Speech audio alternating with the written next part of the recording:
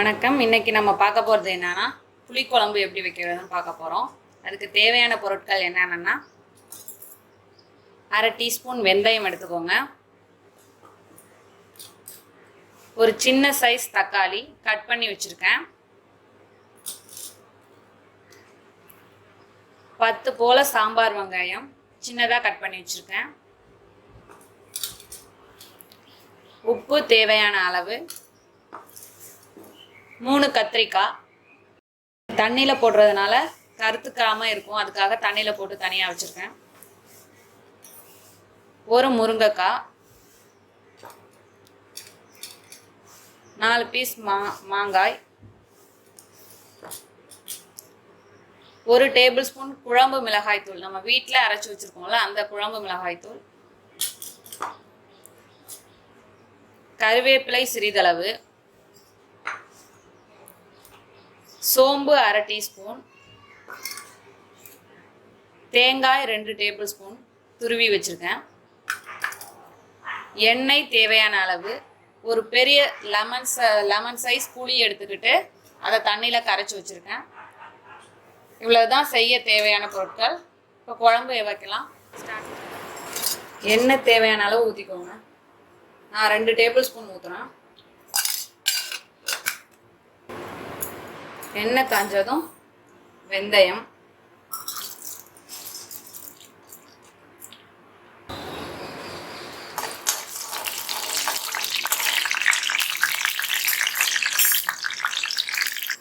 இப்போ வெங்காயம் சேர்த்துக்கலாம்.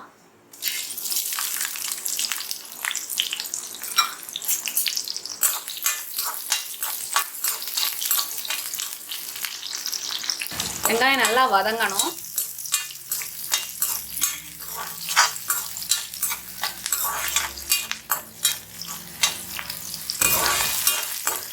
நல்லா வதங்கிட்டு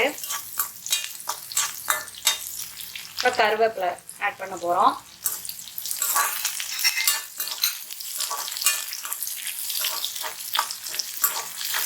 இப்போ தக்காளி,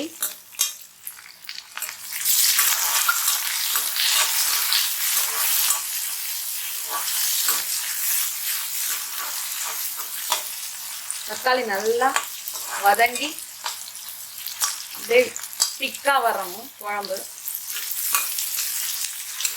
அதுக்கு தான் தக்காளி போடுறது. வதங்கினா நல்லா குழஞ்சி வந்துடுச்சுன்னா திக்காயிடும்.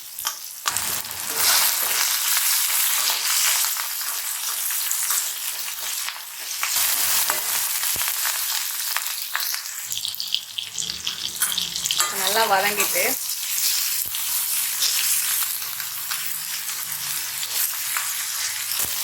தூள் ஆட் பண்ணிக்கலாம்.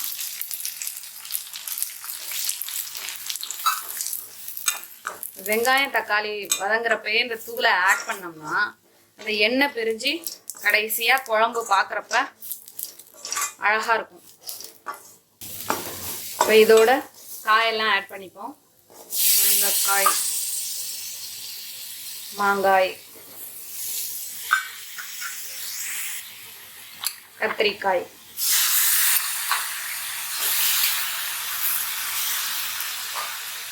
இப்போ புளி தண்ணி,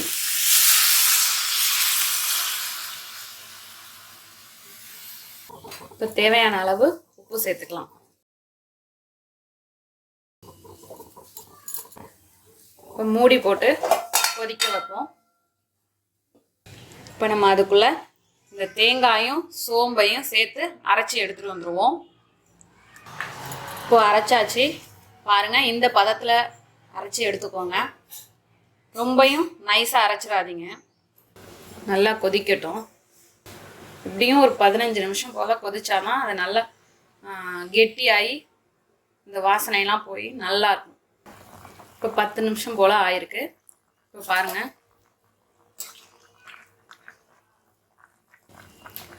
இன்னும் நல்லா கெட்டியாகட்டும். இந்த எண்ணெய் பிரிஞ்சு மேலே வரப்போ தேங்காய் ஊற்றிக்கலாம். இன்னும் நல்லா கொதிக்கட்டும். இப்போ ஓப்பன்லேயே கொதிக்கலாம். இப்போ பாருங்கள், எண்ணெயெல்லாம் லைட்டாக பிரிய ஆரம்பிக்குது. இப்படி தான் இருக்கணும். காய் வெந்துட்டான்னு செக் பண்ணிப்போம். இப்போ பாருங்க அந்த நல்லா எண்ணெயெல்லாம் பிரிஞ்சு வெளில வந்துடுச்சு. இந்த ஸ்டேஜில் நீங்கள் தேங்காய் போடுங்க. அரைச்சி வச்சுருக்கோம்ல இந்த தேங்காய் ஆட் பண்ணிப்போம்.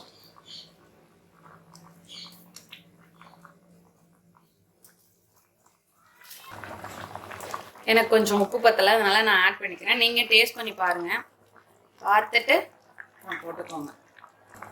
இப்போ மூடி போட்டுடலாம். இப்போ ஓப்பன் பண்ணி பார்க்கலாம். பாருங்க, இந்த தேங்காய் எண்ணெய் எல்லாம் பிரிஞ்சு வந்திருக்கு.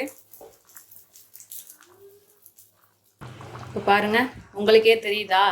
இந்த மாதிரி எண்ணெய் பிரியணும், அப்போதான் குழம்பு நல்லா டேஸ்டாக இருக்கும்.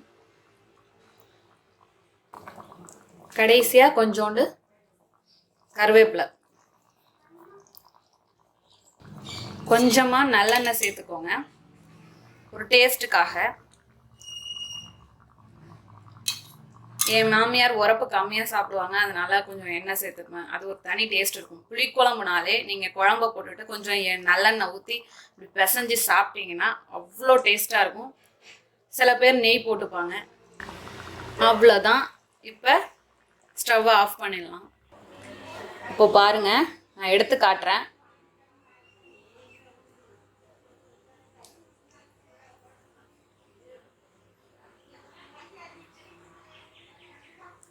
எப்படி வந்திருக்கு பாருங்க. நம்ம அருமையான அற்புதமான புளிக்குழம்பு தயாராகிட்டு. நீங்களும் இதே போல் செஞ்சு பாருங்கள். செஞ்சு பார்த்துட்டு கமெண்ட்டில் சொல்லுங்கள். தேங்க்யூ.